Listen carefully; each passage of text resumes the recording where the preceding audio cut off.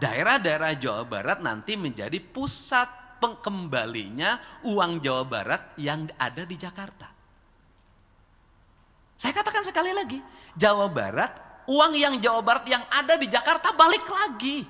Ingat loh, kenapa? Kan pajak kita tinggi. Pajak kita tinggi kan bayar pajaknya banyak yang di Jakarta. Bagi hasilnya banyak yang di Jakarta. Ya kita pengen balik lagi dong ke Jawa Barat uangnya. Untuk apa? Dalam bentuk apa? Distribusi kunjungan. Untuk apa? Agar orang sekitar Jakarta ini betah nginep di Jawa Barat. Pokoknya setiap Jumat, Sabtu, Minggu seluruh warga Jakarta turun ke Jawa Barat. Nginep di Jawa Barat.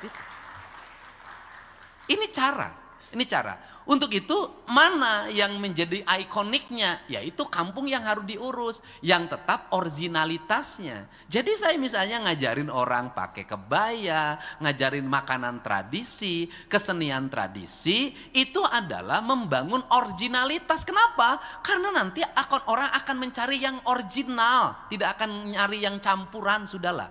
Ini yang original. Nah, dan kita ini memiliki segalanya.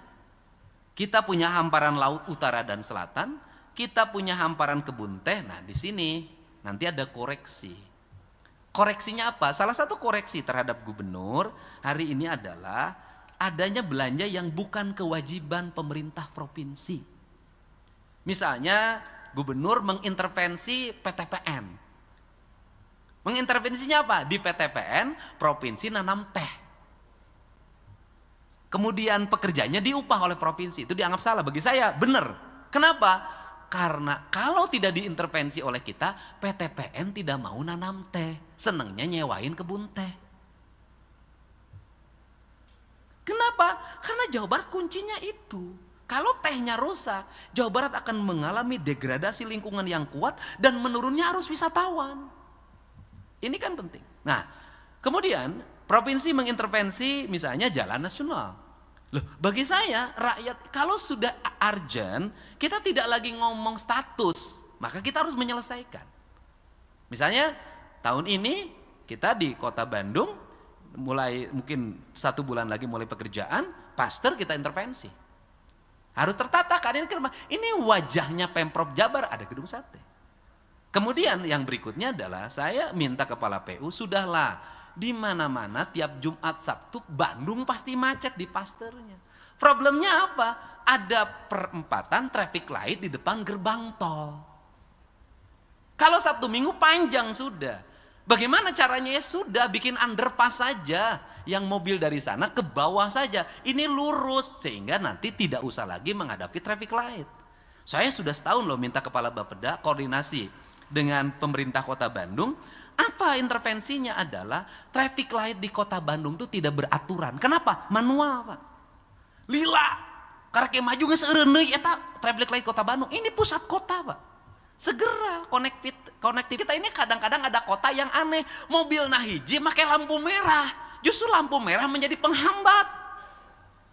Saya waktu jadi Bupati Purwakarta itu pernah pengen gagah pakai traffic light, macet. Maka begitu di Pareman lancar.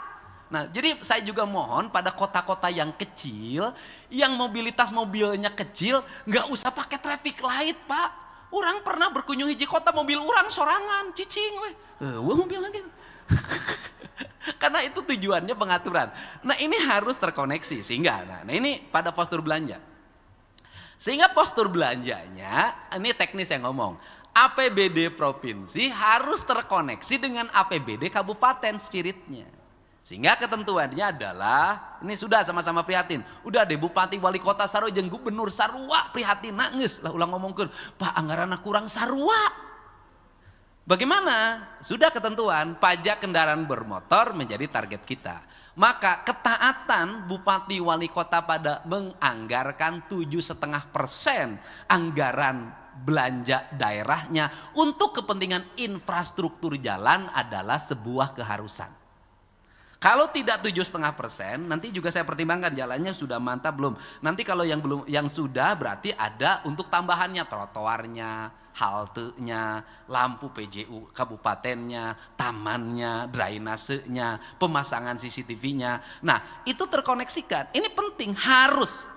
Kalau enggak 7,5%, maka saya tidak akan menandatangani rekomendasi RAPBD. Itu.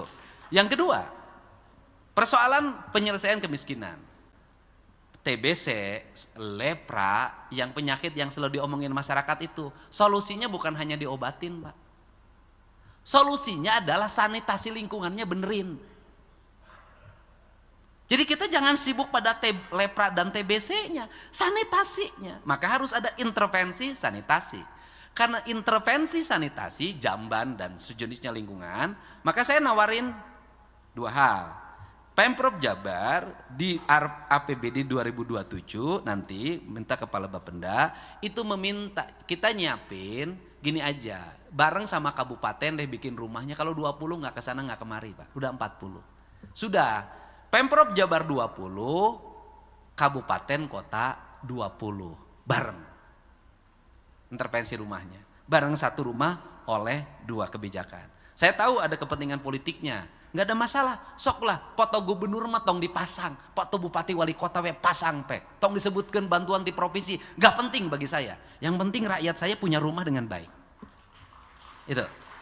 Nah, kemudian kita ini ingin mempercepat pendidikan. Karena ingin mempercepat pendidikan, maka tahapannya dua dilakukan oleh kita, yang SMA dan SMK ini, yaitu WSB. Yang kedua, rehabilitasi RKB. Tapi Pak Kepala Bappenas, Pak Wamen, ada problem Pak. Problemnya apa? Pengangkatan guru itu tidak pernah dilakukan. Guru yang pensiun dalam setiap waktu. Jadi kita ini harus fokus, pendidikan kita ini hari ini fokus pada apa? Ketersediaan guru di sekolah itu yang menjadi ancaman 5 tahun ke depan.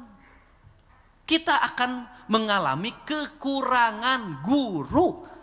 Karena apa? Selama ini kita tidak konsisten melakukan rekrutmen guru terhadap guru yang pensiun. Ini problem.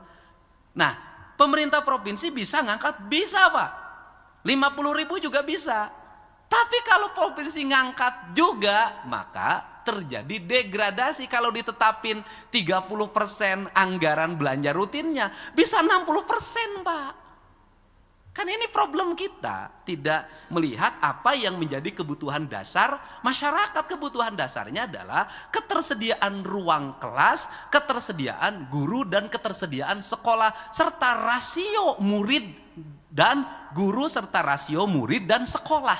Ini kita. Konektivitas ini yang harus segera dibangun. Nah, untuk itu kalau provinsi hari ini dua hal. Pertama, kita mengoptimalkan SMK-SMK negeri yang ada. Membangun ruang kelas baru, membangun sekolah baru. Dan di situ ada problem tanah, Pak Wamen. Problem tanahnya adalah rata-rata sekolah ini banyak menggunakan tanah desa. Desa nagih ayeuna. Tuh. Nah, kemudian yang berikutnya adalah apabila di sini negeri penuh, maka akan didorong pada swasta. Tetapi masyarakat tidak mampu, free. Termasuk sepatu dan bukunya sematasnya disiapkan. Ini akan didorong. Nah, dalam perspektif ini, maka menurut saya harus juga didorong pada kedua, persoalan pengangguran. Kita tumbuh kawasan industri baru. Itu harus sudah mulai terkoneksi diakses industri 2 tahun ke depan. Maka di 2 tahun ke depan industri butuh ini, anak-anak ini sudah menjadi bagian. Sehingga harus kepala dinas pendidikan harus berani di lembaga-lembaga bisnis, di perusahaan-perusahaan ketika semester 2 kelas 3 sudah. Jadi dalam pandangan saya, daripada anak ini dia ikut program magangnya, bila perlu magangnya bikin magangnya 10 bulan. Kenapa? Justru itu menguranginya. Ini cara. Nah, untuk mendorong kelas menengah baru, maka anak-anak kelas menengah bawah di seluruh provinsi Jawa Barat yang tertradisi dengan tradisi-tradisi lingkungan yang hari ini semakin buruk, mereka harus mulai didorong ke sekolah-sekolah yang berorientasi industri, sekolah-sekolah lain. Nah, Dan termasuk juga industri, tetap orang Jawa Barat akan tertinggal di industri itu, tidak menjadi tenaga kerja kelas menengah kalau kelas menengah industrinya tidak terkuasai.